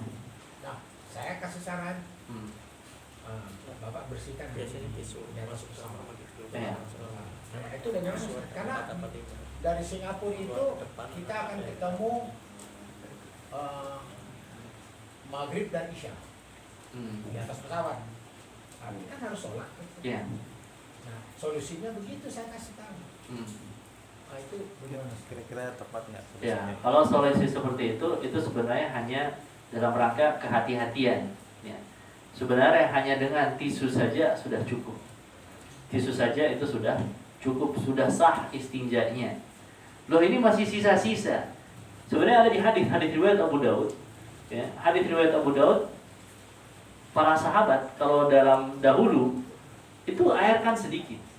Air itu sedikit. Yang biasa istinja pakai air itu biasanya para wanita. Adapun laki-laki biasanya istinjanya dengan batu. Biasanya istinjanya dengan batu. Makanya ada hadis riwayat Abu Daud, para sahabat istinja dengan batu, qadarullah itu hari panas, ya, hari panas. Pada ketawa nih. Itu betul hadisnya. Hadisnya hari panas, keringetan. Kemudian keringetan lagi, ya sisa-sisanya jadi kena lagi. Ya, maka dianjurkan oleh Nabi SAW, ya ini apa, kalau istinja yang agak bersih lah. Tapi mereka tidak diperintahkan untuk ulang sholat. Kenapa? Istinja dengan batu itu sudah sah. Ya, istinja dengan batu itu sudah sah. Ya. Nabi SAW tidak perintahkan mereka untuk ulang sholat. Kenapa? Karena itu sebenarnya sudah mencukupi. Ya, sudah mencukupi. Adapun kemudian diulang lagi dengan air ketika di pesawat, itu berarti hanya dalam rangka kehati-hatian saja. Kehati-hatian. Adapun kalau saya pas waktu umroh atau haji waktu itu, di atas pesawat itu saya biasanya pakai tisu, tapi air kan ada sedikit ya. Pakai tisu berapa kali, habis itu air itu untuk terakhir. Air itu untuk terakhir yang pas sudah dugaan kuat mungkin sisa dikit, pakai air. Ya, pakai air, kemudian ya sudah. Jadi tidak pakai banyak air, ya. Tidak pakai banyak air. Ya intinya istinja baik itu gabungan atau dengan air atau dengan tisu saja yang mencukupi itu sah semua. Ya, istinjanya itu sah semua. Ya.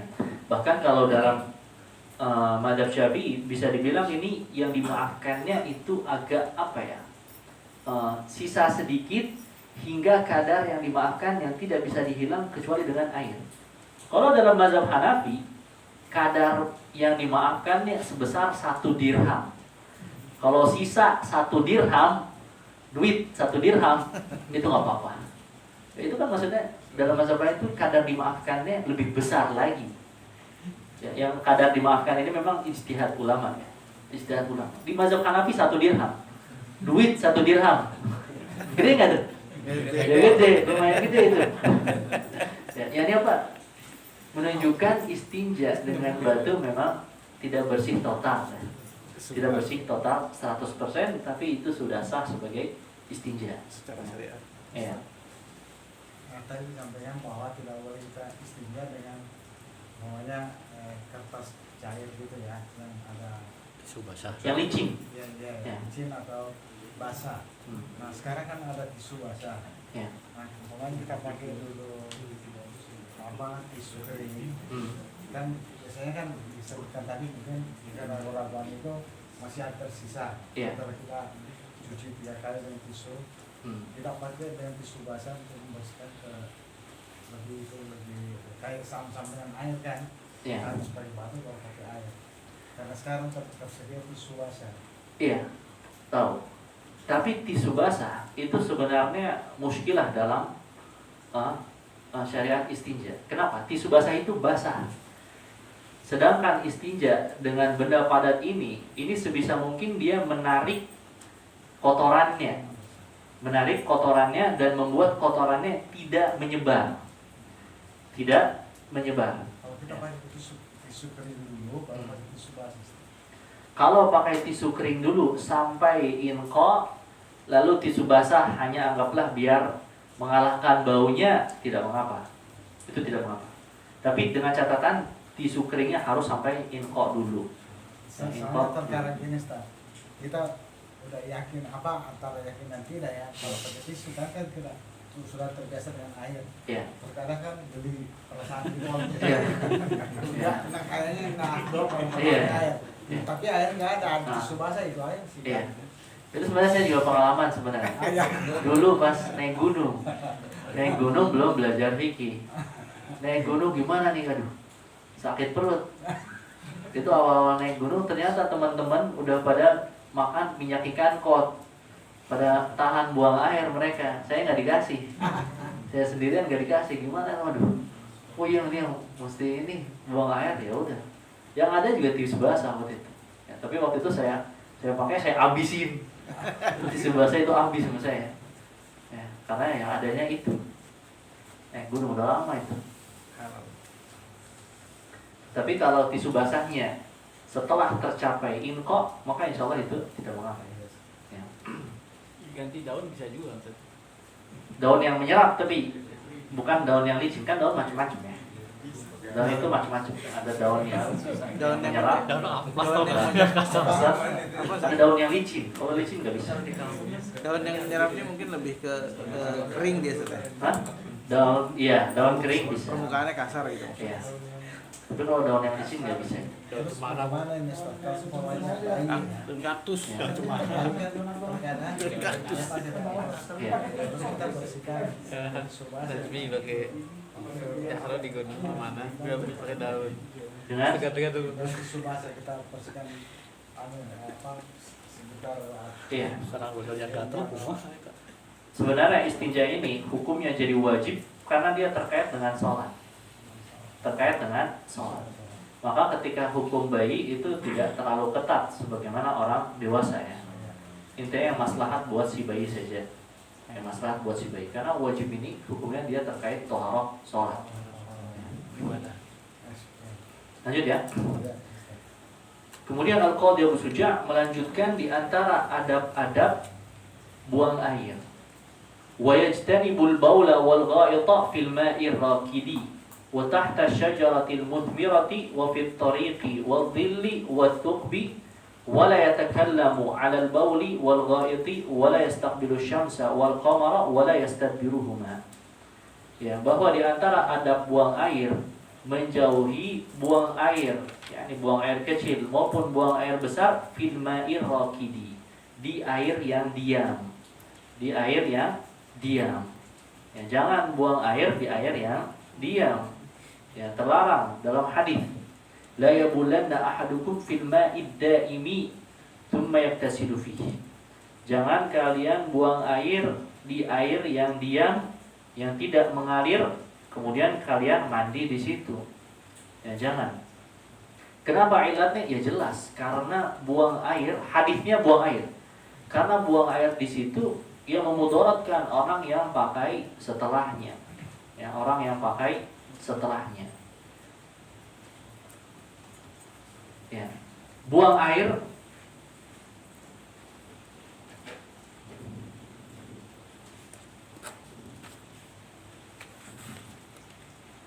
ya, di air yang diam. Ya, hadisnya ini. Ya, hadisnya adalah seputar ini. Apa hukumnya? Jelaskan oleh Imam Nawawi bahwa dia haram. Ya, dia haram. Kenapa? Karena memudaratkan orang yang memakai setelahnya. Ya, dan itu sesuai teks hadis ya. Tapi hadisnya la yabulanna, jangan buang air kecil.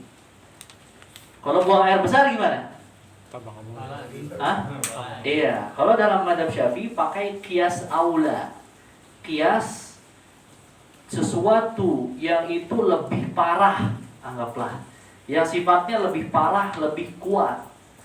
Buang air kecil memiliki sifat mengotori. Buang air besar, sifat kotorannya lebih kuat tidak? Ya, lebih kuat, maka terlarang. Itu qiyas aula, walaupun tidak disebut dalam hadis. Kalau mazhab Zahiriyah boleh buang air besar, buang air kecil nggak boleh, buang air besar boleh. Ya, maka itu diingkari oleh mazhab-mazhab yang lain. Ya, kok malah buang air besar boleh? Kan nggak disebut di hadis. Ya, mereka memang mazhab yang tidak pakai qiyas. Ya, ini muskilah. Kadang tidak memakai qiyas itu menjadi muskilah. Seperti apa? Mengucapkan, membantah orang tua dengan boleh tidak? Tidak boleh. Wala taqul lahuma uffin. Jangan mengucap itu kalimatut tadajjur. Adna kalimatit tadajjur. Kalimat penolakan paling rendah. Itu tidak boleh. Itu saja haram. Kalau teriakin orang tua, boleh nggak? Apalagi. Ya, terlebih lagi. Mukul orang tua, boleh nggak? Apalagi. Tapi itu nggak disebut di ayat kan? Kan tidak disebut di ayat. Tapi sifat gangguan kepada orang tua itu lebih besar. Maka lebih patut untuk diharamkan. Berdasarkan qiyas aula. Itu namanya qiyas aula. Paham ya? Maka buang air di air yang diam itu haram. Baik buang air kecil maupun buang air besar. Kemudian bagaimana kalau ya buang air ini di ini ya. Ya.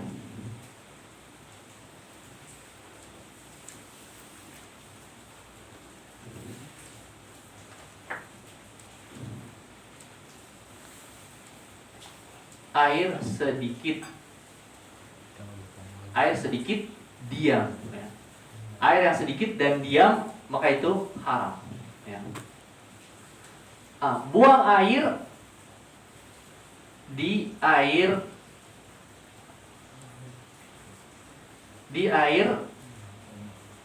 sedikit bergerak, airnya bergerak. Paham? Beda tidak sifatnya? Ya. Maka kemudian bercabang lagi menjadi 4. Buang air di air banyak diam. Ya. Buang air di air banyak bergerak. Paham ini? Ya, kalau buang air di air yang sedikit diam, itu jelas haram. La yabulanna ahadukum, dan itu mengotori airnya. Ya, menjadi mutanajis airnya. Buang air di air banyak bergerak lagi. Air terjun, di air terjun. Maka kalau yang seperti ini sudah keluar dari lafaz hadis. Paham? Kalau yang seperti ini airnya banyak dan bergerak. Ya, ini sudah keluar dari lafaz hadis. Maka ini dijelaskan oleh Imam Nawawi, dia boleh, tapi lebih patut dijauhi. Ya, lebih patut dijauhi. Tapi tidak sampai derajat haram. Alangkah baiknya kalau dijauhi. Yani khilaful aula. Khilaful aula. Ya. Karena dia jelas sudah keluar dari larangan hadis. Ya, seperti apa? Seperti Curug Seribu. Ada yang pernah ke Curug Seribu? Wah, itu besar sekali area, mungkin tingginya 40 meter. Arusnya juga deras sekali. Gak boleh berenang di dekat situ karena deras ya. Arusnya deras. Airnya banyak bergerak, mau pipis mah silakan saja karena banyak sekali. Karena sudah pasti nanti gerak ke bawah. Paham? Nah, sekarang bagaimana kalau air sedikit bergerak? Nah, air sedikit dia punya sifat sedikit nih. Dia punya sifat sedikit. Ada juga di air banyak diam. Yakni apa? Pada dua ini dia punya sifat yang itu salah satu dari dua sifat yang terlarang. Paham ya? Ini sedikit diam kan jelas ya. Dua sifat yang menyebutkan terlarang dan membuat airnya kotor. Adapun yang air sedikit, dia punya sifat sedikit tapi bergerak. Adapun ini air banyak tapi diam, tapi banyak. Danau. Paham?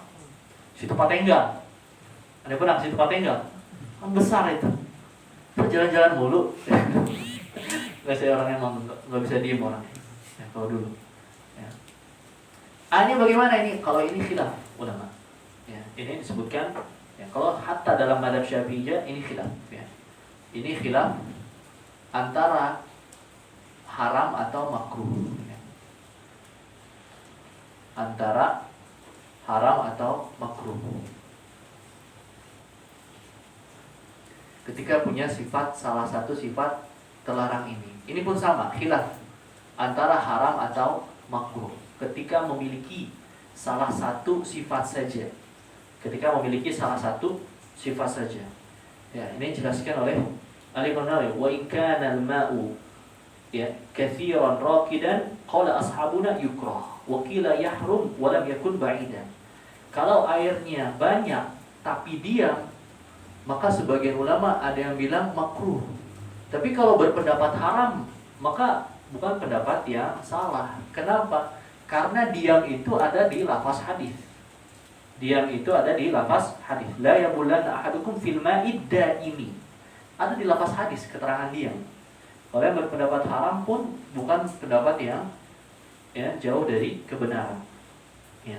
Begitu pula ketika memiliki salah satu sifat, yakni sifat sedikit, wa in kana al-ma'u ya qalilan jariyan.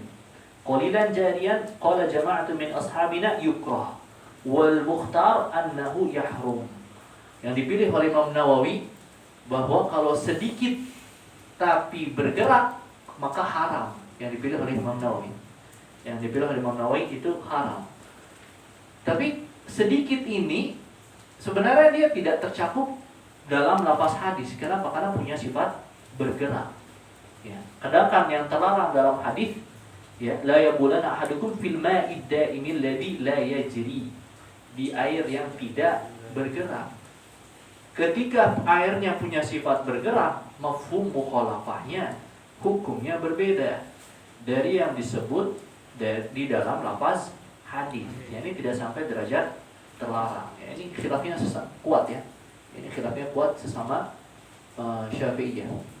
Ya, sesama Syafi'iyah. Tapi wallahu alam, ketika dia ada sifat yang disebut dalam hadis, maka itu kuat untuk sisi terlarang. Ya, kuat untuk sisi terlarang. Ya. Ini apa? Lebih kuat haram. Begitu pula Imam Nawawi ini pun lebih kuat haram. Walaupun ada yang berpendapat bahwa itu keduanya makruh. Ustaz, ya. Itu sedikit dalam jumlah berapa? Kan sedikit jumlahnya berapa kira-kira? Sedikit dan banyak. Ya. Ya. Sedikit dan banyak bab air dalam mazhab Syafi'i sudah kita bahas di awal. Kullatain. Dua kullah. Dua kullah ya. Di bawah dua kullah sedikit. Berapa itu? Kurang lebih 200 liter. Kalau hitungan sekarang 200 liter. Paham? Ya, 200 liter. Berarti kalau di kolam renang itu kan lebih banyak. Banyak itu sudah banyak. Itu terkadang kita berenang ke bawah pincin sih. Bocah ya. Iya. Bisa ya. Enggak apa-apa. Apalagi kalau berenang kan berputar sirkulasi ya. Tapi kalau jamaah orang SS 30 ya sama santrinya 50 semua pipis semua, nah itu baru berubah warna. Iya.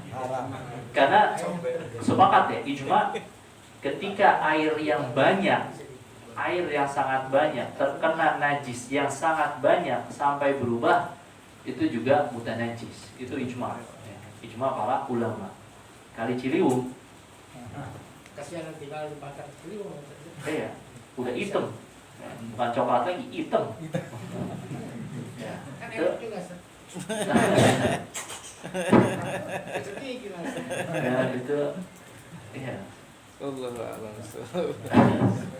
Itu enggak kalau ketika sudah kotornya dengan najis yang juga sangat banyak, maka itu berubah ya, tidak suci lagi. Kalau WC kan kalau WC yang ngalirnya ke sungai, WC yang air kotoran yang ngalir ke sungai itu gimana? Sungai kan bergerak. Iya, makanya yang muskilahnya itu ya sanitasi Indonesia ya memang tidak bagus. Kalau luar negeri aliran rumahan itu dipisah dengan sungai, bukan ditaruh di sungai. Dia punya aliran sendiri, sungai lain lagi. Sungainya nggak kotor. Kalau orang kita nggak mau ribet, buang aja sungai, udah ada jalur, buang aja semua sungai. Umumnya di Asia, Ustaz. Hah? Umumnya di Asia. Di Bangkok ya di Asia. Di Mekong ya berarti sama. Begitu juga? Indonesia. Jadi bukan hanya Indonesia saja. bukan ya. Asia. Di Cina kebetulan pernah ke sana. Iya. Jadi bukan kalau dulu di Sumatera Barat sepanjang pantai itu adalah WC umum. Nah, Sekarang udah bersih. Iya. Di Mekong juga ada seperti itu. Iya. Itu sungai pada sana. ya karena alam ya. Barangkali karena air banyak, jadi orang itu tidak bersyukur. Nikmat air tidak bersyukur, karena di kita ini air banyak. Beda dengan negeri yang dia airnya sedikit, dia sangat menghargai air itu. Ya jangan sampai dikotori. Ya, di ujung sana buang air besar, Ya. di sebelah sini mandi berkumur. Ya. Saya besar di Pekanbaru, dulu Oh, iya. Sungai Sia itu. Di mana? Sungai Sia itu dulu bersih. Abi saya di Rumbio, Pasar Rumbio. Di Rumbai saya sekarang, bukan di Rumbai, saya dekat Teksna orang tua. Jadi, Ya. itu sepanjang Sungai Sia itu ada WC umum, orang buang air besar, berkecil. Kalau bahasa Sundanya bilang lagi cingogol gitu, lihat tuh kepalanya sebelah situ. Mandi. Saya di Pekanbaru juga sempat pas TK ke sana saya masih berenang, masih bersih. Masih bersih, meskipun Saya warnanya TK. hitam ya saat dasarnya. Masih bersih. Saya pas berapa tahun lalu ya, mungkin 10 tahun lalu ya. Hampir 10 tahun lalu saya ke sana udah kotor. Itu sampai pelabuhan dermaga Rumbai yang baru, itu kapal masih bisa masuk tuh. Itu Kartika kapal-kapal itu masuk ke sini. Padahal berapa kilometer lagi ke Pakli. Iya. Jauh dan itu dalam. Dalam ya. Iya, suka ada buaya mah dulu. Jadi kalau orang di sini Iya main buaya, hati-hati. Ini Itu buang sungai. aja tadi buaya Ujung gimana? buang air besar di sebelah sini mandi dan kumur-kumur gosok gigi dan airnya dipakai untuk masak. Subhan. Iya. Zaman Nabiana ya hati-hati berenang situ suka ada buaya emang. Zaman Nabiana kecil gitu. Tapi pas Kalau udah kayak rame, laut nggak gitu tahu. kan jumlah airnya banyak Ustaz. Hah? Kayak laut gitu. Iya. Itu masih masuk kategorinya keempat mungkin ya. Kalau laut. Ketika mengubah sifat asli air laut, ya dilihat bisa saja. Maksudnya mungkin ya sangat banyak juga najisnya ya. Nah, Ya sangat banyak. kalau udah bicara WC umum berarti banyak. Iya, enggak, tapi kalau Pelabuhan Ratu tuh itu kan hotelnya udah pada buang semua. Tapi saya pernah masih air laut. Itu enggak belum berubah maksudnya. Artinya belum. Dihantam ombak. Hah? Dihantam ombak. Iya, ombak dibawa lagi. Itu sama samudra. Kalau hotel besar kan Iya. tidak akan bisa berdiri kalau nggak punya amdal. Wah, itu saya nggak ngerti. Bang. Itu nggak bisa. Iya. Ada penampungan. Jadi Tapi harus saya dibersihkan lihat dulu. itu ini hotel. Nah ini buangnya kesini aja nih. Ya, saya kurang ya, masa kurang aja dia buang-buang aja gitu. Aliran dari hotelnya. Ustaz, ada pertanyaan lagi ini, Ustaz. Sekarang limbah itu air limbah ya yang dari hotel lah, turun bertingkat. Terus dia punya water treatment. Air bekas pakai atau kotoran mandi atau buang air kecil atau semua itu diproses ulang jadi Air daur bersih ulang, lagi. jadi air bersih lagi. Gimana hukumnya itu, Ustaz? Masya Allah, ini pertanyaan bagus ini. Ini namanya bab istihalah. Bab istihalah, bab perubahan ya. Perubahan zat air tadinya mutanajis diubah lagi ya menjadi air bersih, air bening. Apakah ya dihukumi sebagai air suci? Bening enggak? Bening betul. Apakah air suci atau tidak? Itu khilaf para ulama itu. Itu disebutkan oleh Syaikhul Islam Taimiyah. Kalau 4 mazhab selama dia aslinya sudah bergabung dengan najis tetap dihukumi mutanajis. Tetap dihukumi mutanajis. Mazhab yang 4. Sebagian ulama itu mazhab Zahiriyah dan sebagian ulama Syafi'iyah, sebagian ulama mazhab lain bahwa kalau sudah berubah maka yang dihukumi adalah zat terakhir. Air terakhir itu dicek lagi apakah betul seperti air biasa, ya, seperti air biasa atau masih ada campuran-campuran najisnya. Dicek lagi sama ahli itu, apakah betul nih ini air yang murni dari gunung, bandingkan sama yang ini, apakah sama atau dia hanya ternyata warnanya saja yang bening. Ternyata warnanya yang bening, tapi kalau zatnya mah beda, ini enggak air campuran. Nah, itu hati-hati itu. Saya kurang paham, harus dicek itu.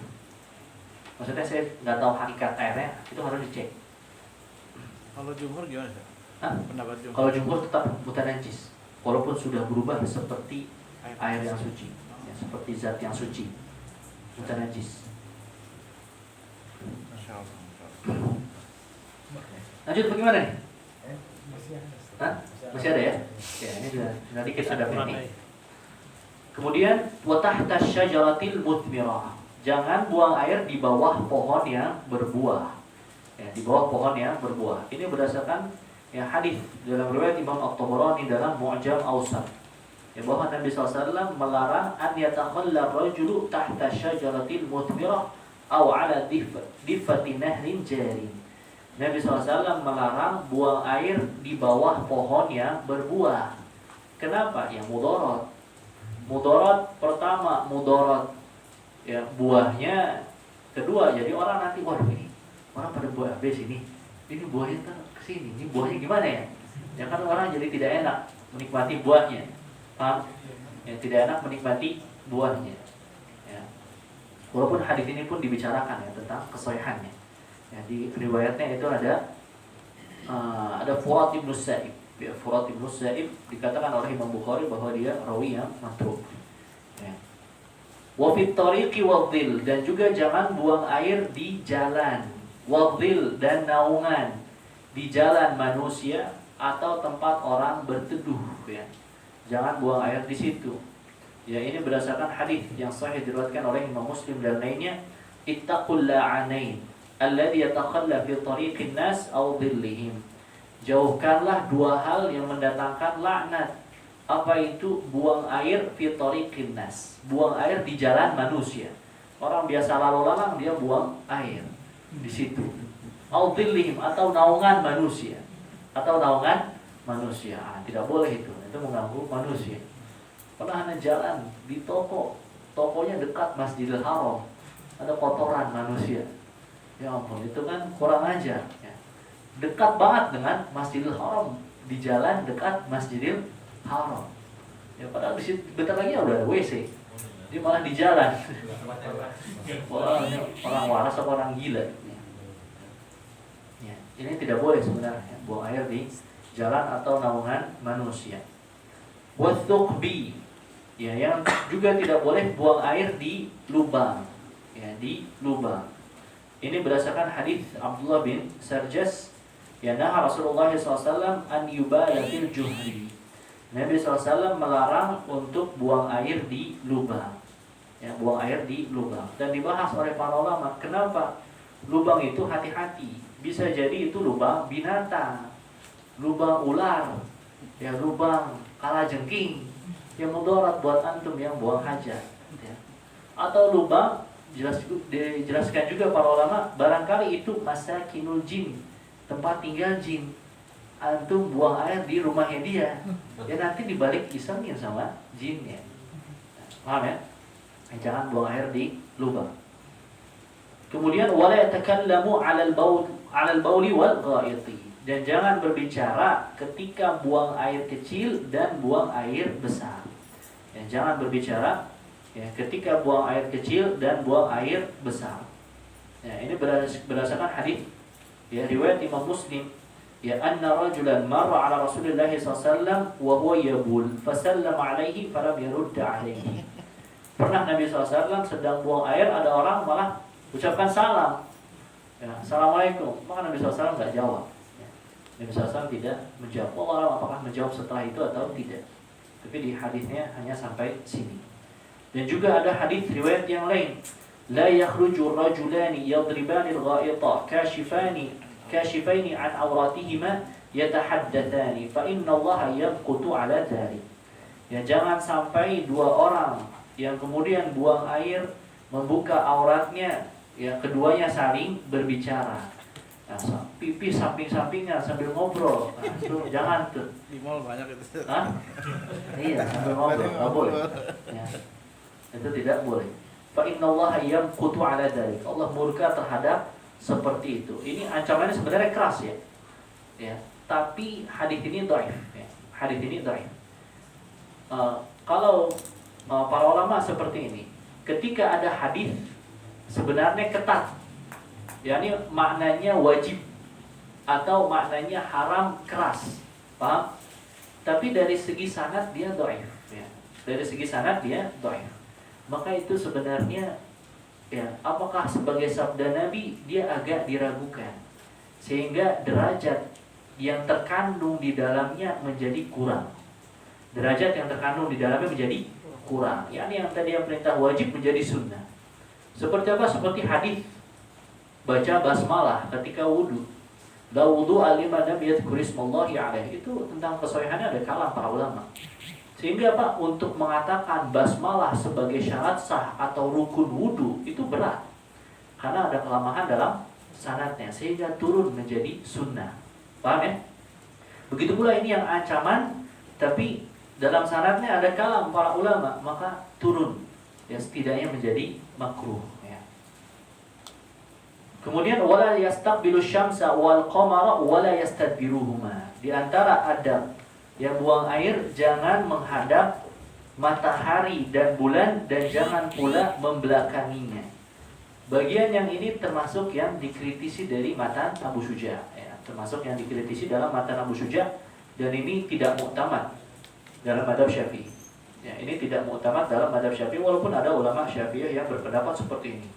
Buang air jangan menghadap matahari, jangan menghadap bulan. Jangan pula membelakangi matahari, jangan membelakangi bulan. Ya. Maka ini disebutkan oleh Imam Nawawi dalam Al-Majmu' anna al-haditha al-musta'nas bihi fi hadha dha'if bal huwa batilun. Hadis yang dijadikan landasan dalam bab ini, yakni larangan menghadap matahari dan bulan, itu adalah dhaif, bahkan batil. Ya, batil itu sangat dhaif ya. Batil itu sangat dhaif ya. Ya, bahkan ini juga dijelaskan oleh Allamah Ibnu Qasim ya. Lakin an-Nawawi fi ar-Rawdah wa Syarh al-Muhadzab inna istidbaraha laysa bimakruh.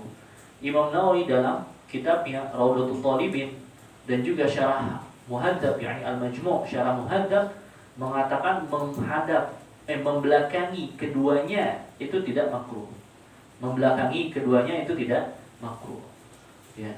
Dalam kitabnya yang lain, qala fit tahqiq. Imam Nawawi punya kitab At-Tahqiq. Itu di antara kitab yang terakhir yang dikarang oleh Imam Nawawi, bahkan belum sampai selesai kitabnya. Ya, At-Tahqiq.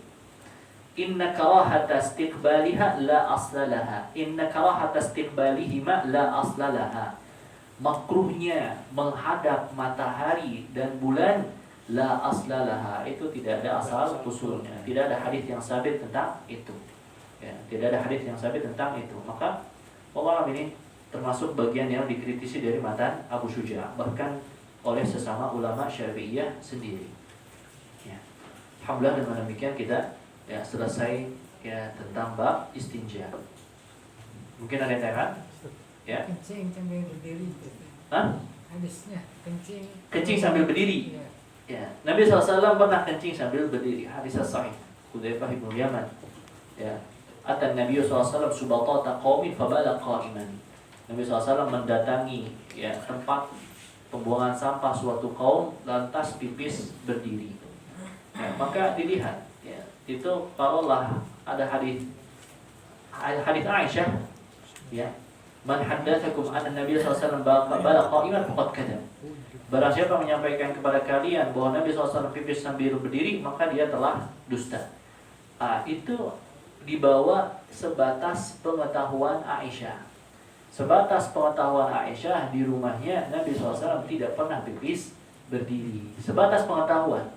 Tapi Aisyah kan, Nabi SAW nggak setiap hari di rumah Aisyah. Nabi SAW istrinya 9.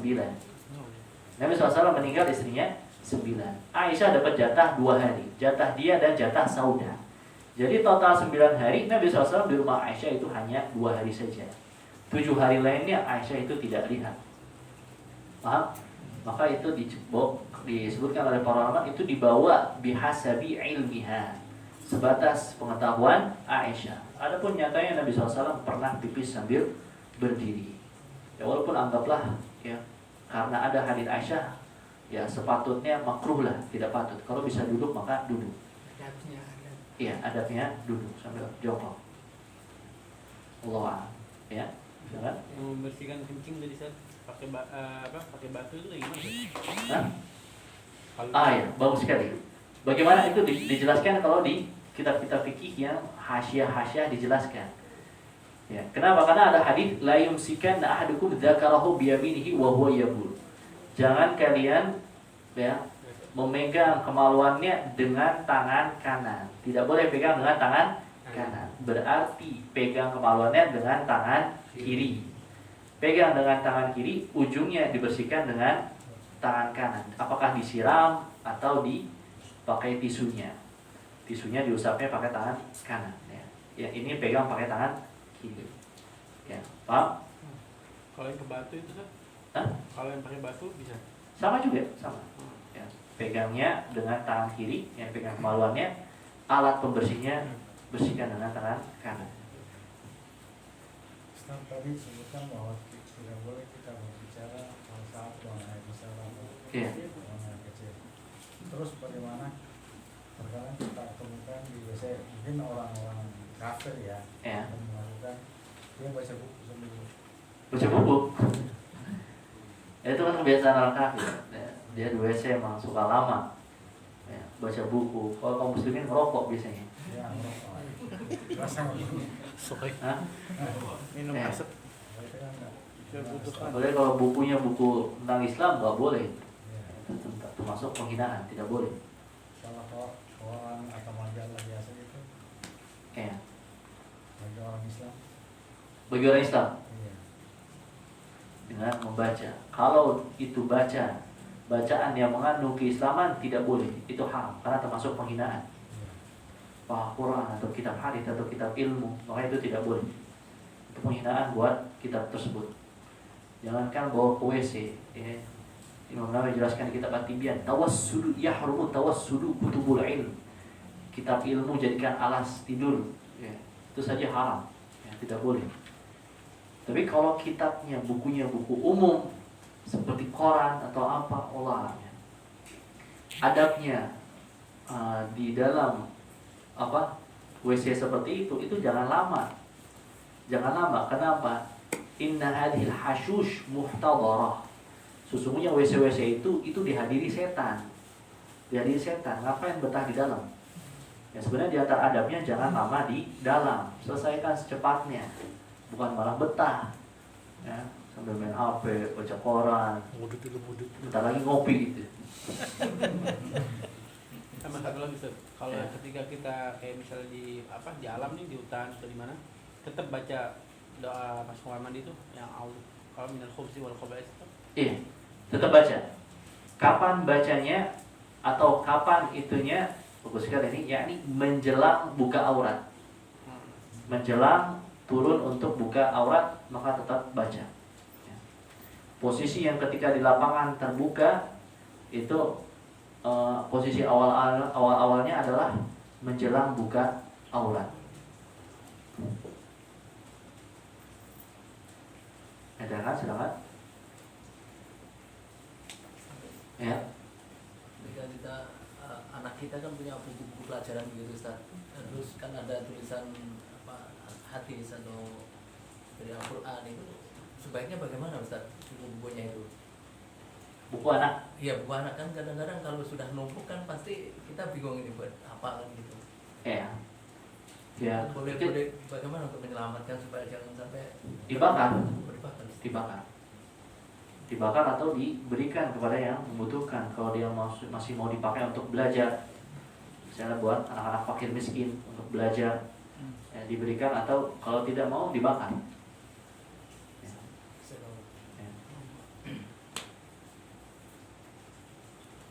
Ya. Ada kan? Ya. Orang sudah cukup barangkali ya. Ya, kita cukupkan sekian. Subhanallah wa bihamdihi.